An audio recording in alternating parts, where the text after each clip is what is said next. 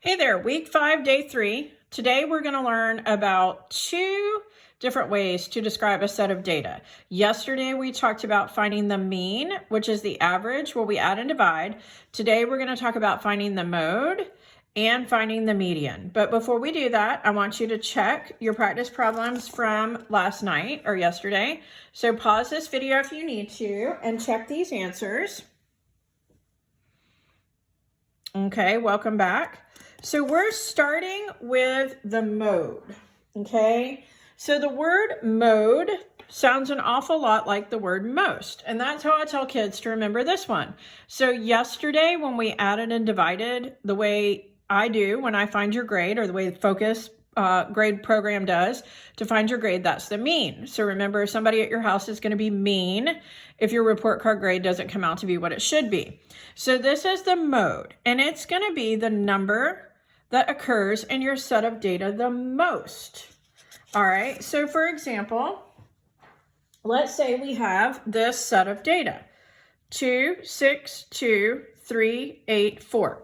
Now, I always recommend that you put them in order, least to greatest. It makes it a little bit easier to find the mode. So we had 2 2s, so I'm going to write them in order, 2, 2. And then we had a 3. And then we had a 4. And then we had a 6. And last but not least, we had an 8. Notice how I'm crossing them off as I rewrite them. And you always want to count. I had 1, 2, 3, 4, 5, 6 in my original set of data. When I rewrite them in order, I should still have 6. 1, 2, 3, 4, 5, 6. It's really easy to miss one accidentally. So the mode is going to be the answer, or the number that actually occurs the most. So let's say, for example, that this data is a result of me going around and saying, what's your favorite number? Well, the first person I asked said 2, the next person I asked said 6, the next person I asked said 2, and so forth. So which answer did I receive the most? And here it is. 2 would be the mode. I had 2 people that said 2. So the mode of this set of data would be 2. Okay, let's look at another example here. So maybe I said one day at school, open your binders right now, take out your pencil pouch, and I want you to count and tell me how many pencils you have in your pencil pouch. And I asked 5 students. So the first one said 9. The second one was super prepared and had 27, and so forth. So we want the mode. We want the answer that I got the most. So I'm going to rewrite them in order. I had 2 9s. I had a 13, a 22, and a 27. So again, I asked 5 people that question. I should have 5 pieces of data here, and I do. So what answer did I receive the most? What answer is the mode? 9. The mode number of pencils a person had in their pencil pouch was 9. Okay, well, sometimes you might have more than one mode. You can have 2 modes. You can have 3 modes. Anything over 3 would be considered a set of data that did not have a mode. So let's look at some situations where you have more than one mode. So we have a set of data here. This is a pretty large set. We've got 1, 2, 3, 4, 5, 6, 7, 8, 9, 10 pieces of data here. So we want to first write it in order. So we look and we see the smallest number here is a 2. Again, notice I'm crossing them off so that I can keep track of what I'm doing. Then we had a 3. Then a 6. Another 6. And another 6. I bet you're seeing the mode here. And then, oh shoot, you know what? I missed a 5. See how easy it is to miss a number? So get that 5 there. Then the 6s. Then an 8. And another 8, and another 8, and last but not least, a 9. So I had 1, 2, 3, 4, 5, 6, 7, 8, 9, 10. I want to count and make sure I have 10. 1, 2, 3, 4, 5, 6, 7, 8, 9, 10.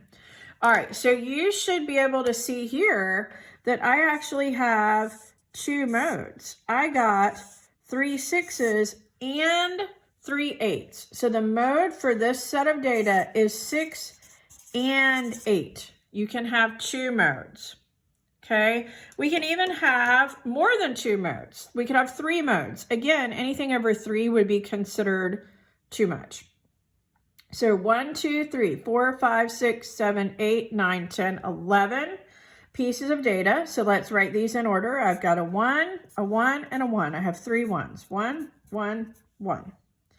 I have a 2, a second 2, a third 2. So 2, 2, 2. I have 1, 3. Okay, a 6. And 1, 2, 3, 7s. 1, 2, 3. So 1, 2, 3, 4, 5, 6, 7, 8, 9, 10, 11. 1, 2, 3, 4, 5, 6, 7, 8, 9, 10, 11. All right, so we check our data and we can see I've got 3 1s, I've got 3 2s, and I have 3 7s. So the modes for this set of data are 1, 2, and 7. So you can have 1 mode, 2 modes, or 3 modes. Anything over 3, you would say there is not a mode. It's too many pieces of data to have a mode. Okay, so that's finding the mode. The other, and that's pretty easy. The other way that we can describe a set of data that we're going to talk about today is the median. So think about when you're riding in your car with your parents, so you're going on a trip, maybe you're on the interstate, and that section in the middle of the road that's always planted with at least grass, sometimes wildflowers and things, we call that section the median. So when you're learning to drive, you want to not drive in the median. You want to stay away from that. So the median means the middle. And in math, the median is the middle of your set of data. But here is the key. You've got to put your data in order from least to greatest. If you do not do that, then the number in the middle is meaningless. So we have another set of data here. Okay, so maybe I went around and I surveyed a group of people and I said, how many pets do you have at your house? And I got answers from 1, 2, 3, 4, 5, 6, 7 people. Okay, so the first person said, well, we have 2 pets. And the next person said, we have 6. And the next person said, we have 3, and so forth. And I want the median of this set of data. The first thing I'm going to do is put it in order from least to greatest. So I have a 1, and a 2, and a 3, and a 4, and a 6, and a 7, and an 8. I want to count 1, 2, 3, 4, 5, 6, 7. Okay, I had 7 in my original set of data. I have 7 when I rewrote it. So the median is going to be the one that ends up in the middle. So to determine this, I just start crossing them off. Left side, right side. Left side, right side. Notice I have 2 on the left, 2 on the right. Left side, right side. I now have 3 on the left, 3 on the right. So the number that falls in the middle, or the median, for this set of data is 4. And I could say, I went around and surveyed a group of people. And I asked, how many pets do you have? And the median number of pets in a person's home is 4. Okay.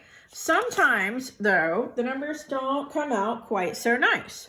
So now maybe I'm going to go around and say, how much money would you be willing to pay for a Montford t-shirt? And I asked this question of 6 people, and one person says $2, and one person says 3, and one person says 1, and so forth. I want to know the median amount of money a person would pay. So I'm going to put these numbers in order, least to greatest. So 1 again, 2, 3, 6, and 9.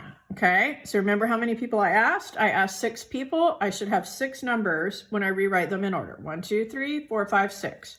So I want to find the one that is in the middle. So I'm going to start marking them off. Left, right, left, right. I have 2 on the left, 2 on the right, but I end up with 2 in the middle. Okay, so the last time we did this, we had 1 number that was clearly in the middle.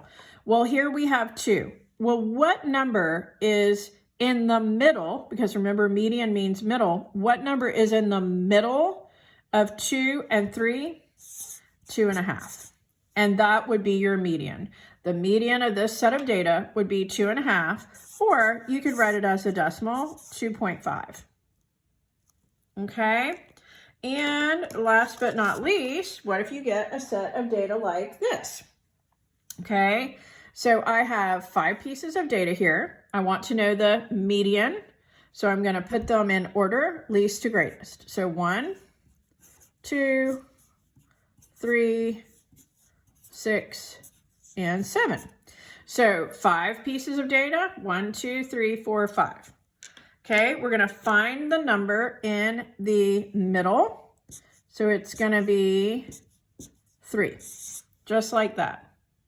Now, let's say we added another piece of data to this set. Let's say it was 2, 7, 6, 3, 1, and 0.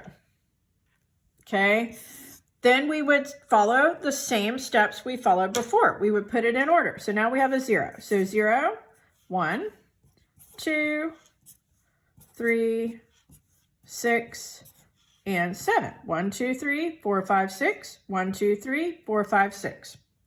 Okay, we're going to find our middle number, the median. So we start crossing them off, left, right, left, right. We have 2 on the left, 2 on the right, but we end up with 2 in the middle. What did we do before? We said that would be, what's halfway between 2 and 3? 2.5. Okay.